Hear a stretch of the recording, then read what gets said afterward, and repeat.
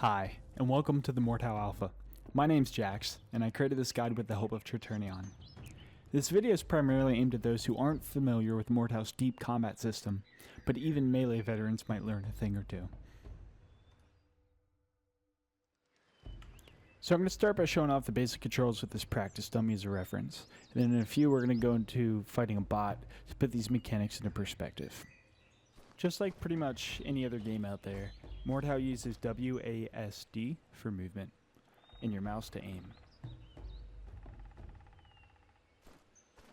You can also sprint with the shift key, jump with the spacebar, and crouch by using control.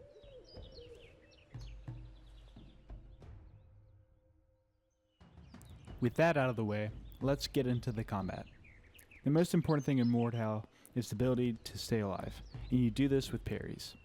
To parry, click the right mouse button. You can parry and move your mouse around, which is important when enemies are trying to get past your defense.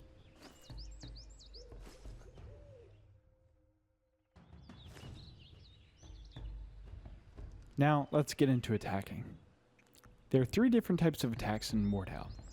The first is a strike, which you can do by clicking the left mouse button. By default, this attack will come from right to left, but if you move your mouse slightly just before you attack, the strike will come from that direction. This works in a 240-degree system, with 60 degrees top and bottom that you can attack from. One thing to keep in mind with this is that you don't have to drag your mouse around crazy to just get the right angle. All you gotta do is move it a few pixels and it'll work just fine. The next attack is the thrust, or stab. It's typically quicker and has longer reach when compared to strikes, but it's usually easier to defend against. We'll touch on this a little bit later on in the guide, but to do a thrust, use your mouse wheel up. Just like strikes, you can angle these attacks in the same way, the whole 240-degree system. The next attack is the kick. Kicks are more of a defensive tool, since, as you can see, they're super short range. But if someone's getting a little too close for comfort, giving them a kick will get you some breathing room. You can kick with the F key by default. Next up is the feature I personally really like: alternative modes for weapons. To use your weapon's alt mode, hit the R key. With some weapons, you'll grip further up on them, having faster attacks at the cost of reach. With others, you might flip sides on the weapon to be more effective against different types of armor. Weapons that don't have an alt mode can be thrown. Speaking of weapons, you can switch between all the ones you have equipped in your current loadout by using keys 1 through 3, as well as being able to use your bare hands with 4. If fighting really isn't your thing, you can hit 0 to holster all your weapons.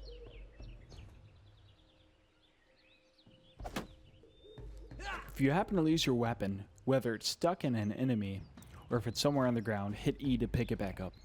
All objects in the game with the orange glowing highlights can be interacted with.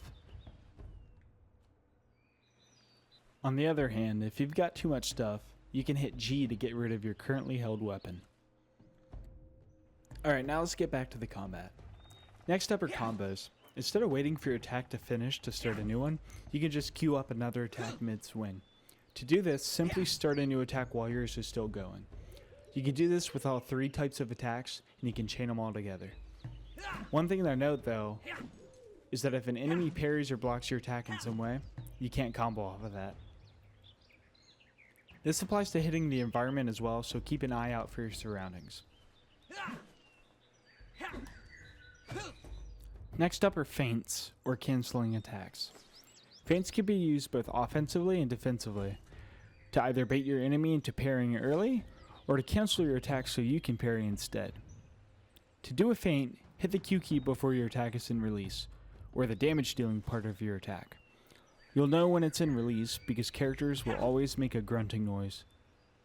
Just like everything else, you can feint strikes, thrusts, and kicks.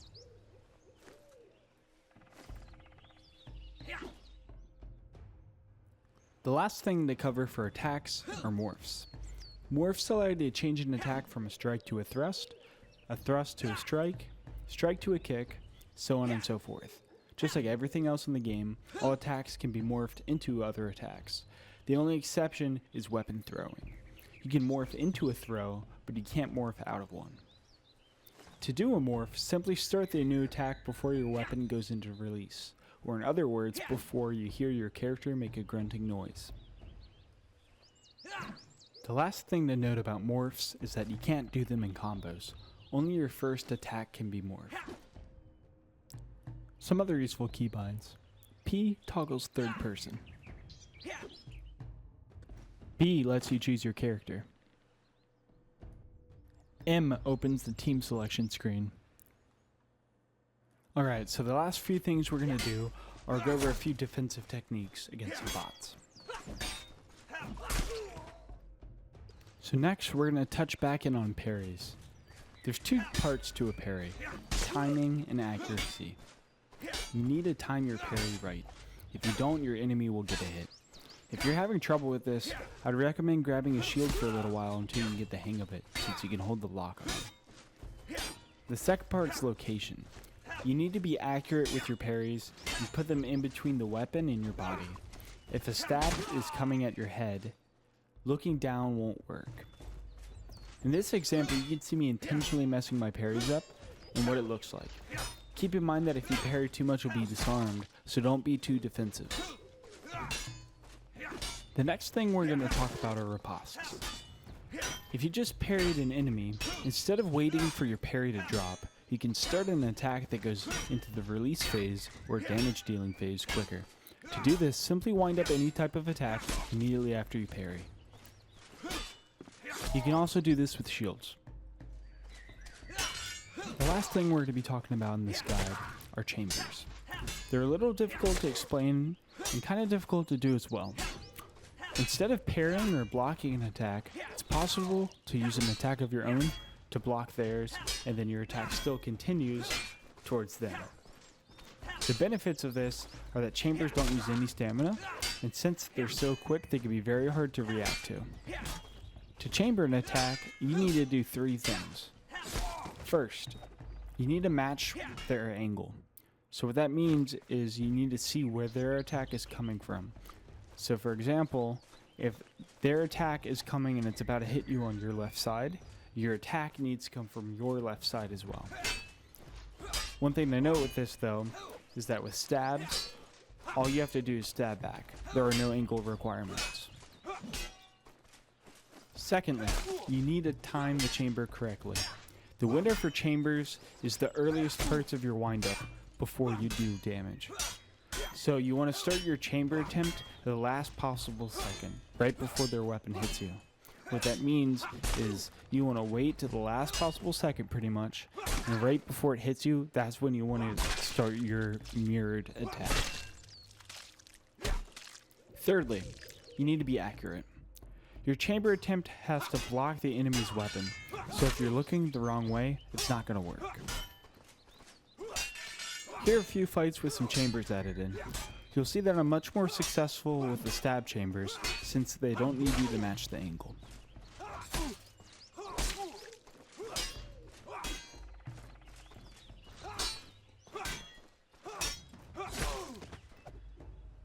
Thanks for watching, and I hope that with the help of this guide you'll have a better understanding of the core mechanics of MORDHAU, and most importantly, you'll have a good time. Stay tuned for more videos going more in depth on some of the finer aspects of the game. I'll see you soon.